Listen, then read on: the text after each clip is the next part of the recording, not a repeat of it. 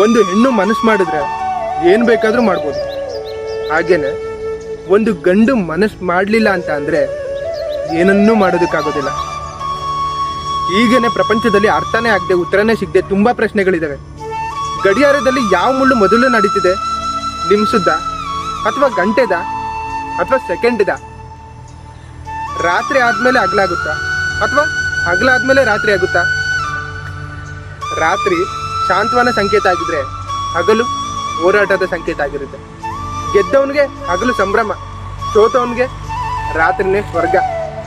ಜೀವನದಲ್ಲಿ ನಾವು ಯಾವುದಕ್ಕೂ ಅರ್ಥ ಹುಡುಕ್ತೀವಿ ಅಥವಾ ಉತ್ತರ ಹುಡುಕ್ತೀವಿ ಅಂತ ಹೋಗ್ಬಾರ್ದು. ಬಂದದ್ದನ್ನ ಬಂದ ಹಾಗೆ ಸ್ವೀಕಾರ ಮಾಡ್ತಾ ಹೋಗ್ತಾ ಇರ್ಬೇಕು. ಇಲ್ಲ ಅಂದ್ರೆ ನಮ್ಮ ಜೀವನ ಅನರ್ಥ ಆಗ್ಬಿಡುತ್ತೆ. ಪ್ರಪಂಚದಲ್ಲಿ ಒಬ್ಬ ವ್ಯಕ್ತಿ ಎಲ್ಲರ ಹತ್ರನೂ ಒಳ್ಳೇದು ಅಂತ ಅನ್ಸ್ಕೊಳ್ಳೋಕೆ ಸಾಧ್ಯನೇ ಇಲ್ಲ. ಆ ಥರ ಏನಾದರೂ ಅನ್ಸ್ಕೊಂಡ್ರೆ ಅವನು ದೇವರಾಗ್ಬಿಡ್ತಾನೆ. ಏನಪ್ಪಾ ಅಂತ ಅಂದ್ರೆ ನಾನಿವತ್ತು ನಿಮಗೆ ಒಳ್ಳೆಯವನ ಕಾಣಿಸ್ತಿದ್ದೀನಿ ಅಂತ ಅಂದ್ರೆ ನಿಮ್ಮ ಜೊತೆಲಿರೋರಿಗೆ ಖಂಡಿತ ಕೆಟ್ಟವನಾಗೇ ಇರ್ತೀನಿ. ಇಲ್ಲ ಅಂತ ಅಂದ್ರೆ ನೀವು ನನಗೆ ಇವತ್ತು ಒಳ್ಳೆ ಕೆಲಸ ಮಾಡಿದ್ದೀರಾ ಅಂತ ಅಂದ್ರೆ ನಮ್ಮ ಪಕ್ಕದಲ್ಲಿರೋನ್ಗೆ ಖಂಡಿತ ಏನಾದರೂ ಒಂದು ಕೆಡುಕು ಮಾಡೇ ಇರ್ತೀರಾ. ಅದು ಬೇಕು ಅಂತನಾದ್ರೂ ಆಗಿರ್ಬೋದು ಅಥವಾ ಅನಿವಾರ್ಯತೆಯಿಂದನಾದ್ರೂ ಆಗಿರ್ಬೋದು. ಅದು ಬಿಟ್ಟು ಇವನು ತುಂಬಾ ಒಳ್ಳೆಯವನ, ಇವನು ತುಂಬಾ ಕೆಟ್ಟವನ, ಇವನು ಮೊದಲು ಬನ್ನ, ಇವನು ನಂತರ ಬನ್ನ, ಈ ತರ ಏನಾದರೂ ಕ್ಲಿಯರಿಟಿ ಹುಡುಕ್ತಾ ಕೂತ್ಕೊಳ್ತು ಅಂತ ಅಂದ್ರೆ ನಿಮ್ಮ ಲೈಫ್ ಖಂಡಿತ ಅಷ್ಟೇ.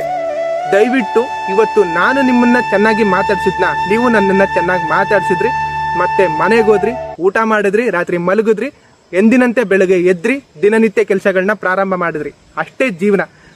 ದಯವಿಟ್ಟು ಯಾವತ್ತು ಯಾರನ್ನು ಕೂಡ ಕ್ಲಿಯರಿಟಿ ಅನ್ನೋ ಹಿಂದೆ ಹೋಗಲೇಬೇಡಿ.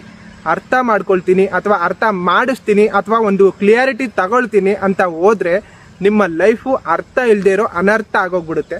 ಅದಕ್ಕೆ ಇರೋಷ್ಟು ದಿನ ನೆಮ್ಮದಿಯಾಗಿ ಜೀವನ ಕಳೆಯೋದಕ್ಕೆ ಪ್ರಯತ್ನ ಮಾಡಿ. ಯಾವತ್ತು ಯಾರ ಮೇಲೂ ಡಿಪೆಂಡ್ ಆಗಬೇಡಿ, ಯಾರನ್ನು ಕೂಡ ಹಚ್ಕೊಳ್ಳಿ, ಆದರೆ ಇಲ್ಲಿವರೆಗೂ ಹಚ್ಕೋಬೇಡಿ.